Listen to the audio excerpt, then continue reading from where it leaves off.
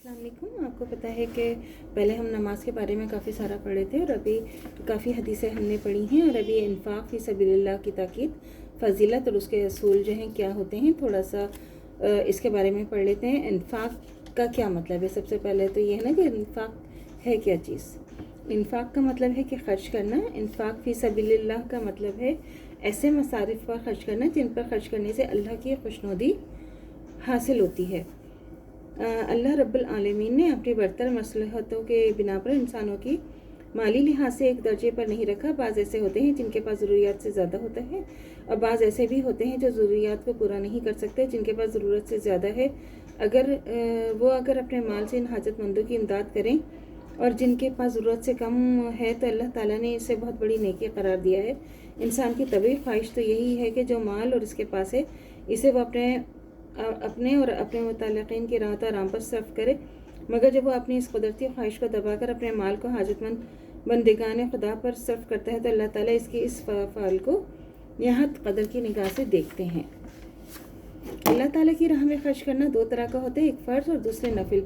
मसलन साहिब निसाब लोगों के लिए ज़कात फ़र्ज़ की हैसियत रखती है और वो अगर अपने माल की जो अदायगी है ज़कात ना करेंगे, ज़कात अदा नहीं करेंगे तो क्या होगा? खुदा के हुजूर में सख्त गुनाहगार ठहरेंगे। बाकी रही आम खैरात जो फ़र्ज़ की हैसियत नहीं रखती तो ये नफली खैरात है और अगर इंसान ये खैरात करे तो बहुत सवाब होगा, अगर ना करे तो गुनाह नहीं होगा। इन दोनों के इन्फाक फ़ी सबीलिल्लाह की बहुत ज़्यादा फजीलत आई है। ज़िल में पहले वह हदीस मैं जो भी आपको बताऊँगी, इनमें अल्लाह की राह में खर्च करने की ताकीद और फजीलत बयान की गई है बग़ैर इस तयन के कि आया वो खर्च करना फ़र्ज़ है या नफिल।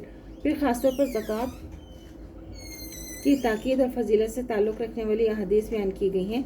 आखिर में वो अहादीस दर्ज की गई हैं जिनमें हिदायत दी गई है कि खुदा की राह में खर्च करते हुए किन असूलों को पेश नज़र रखना चाहिए। इसकी जो हदीस है, सबसे पहली हज़रत अबू हुरैरा रज़ियल्लाहु तआला अन्हु बयान करते हैं कि रसूल खुदा सल्लल्लाहु अलैहि वसल्लम ने फरमाया कि ए आदम अलैहिस्सलाम के बेटे, तो मेरी राह में खर्च कर और मैं तुझ पर खर्च करूँगा। ये सही बुखारी की हदीस है। तो मैं तुझ पर खर्च करूँगा यानी तुझे और ज़्यादा अता फरमाऊँगा। और ये हकीकत है कि जिस पाक कमाई में अल्लाह के नाम पर दिया जाता रहे इसमें खैर बरकत होती है, इससे मुफीद नताइज निकलते हैं। और जो दौलत हासिल करने का असल मकसद होता है, बसावत वह माल देखने में ही बढ़ जाता है। अगर वो बज़ाहिर बढ़ता नज़र ना भी आए तो खुदा की मेहरबानी में इसमें बहुत ज़्यादा बरकत ज़्यादा हो जाती है। देखिए ना, जो अल्लाह ताला की तरफ से दिया जाता है वही बात होगी ना। हम समझते हैं कि हम खर्च कर रहे हैं और हमारे जो है इसमें पैसा नहीं, वो पैसा हमारा जो है अल्लाह की राह में खर्च किया हुआ कभी भी कम होता ही नहीं है, कमी आती ही नहीं है। अल्लाह ताला उसमें जो है खुद बहुत ज़्यादा बरकत डालते हैं और उससे अल्लाह उसको आपसे उससे ज़्यादा अता करते हैं। फिर तो इसमें यही कहा गया कि अगर वो बज़ाहिर बढ़ता हुआ नज़र ना भी आए तो भी खुदा की मेहरबानी इसमें बरकत बहुत ज़्यादा होती है। और फ़ारसी में एक मिसाल ये है कि वो दर दुनिया में वो जो है दर दुनिया में 70 दर आखिर, जिसका मतलब ये है कि जो कुछ अल्लाह के राह में दिया जाता है इसका 10 गुना तो दुनिया ही में मिल जाता है और इससे 70 गुना जो है वो आपको आखिरत में भी हासिल होता है।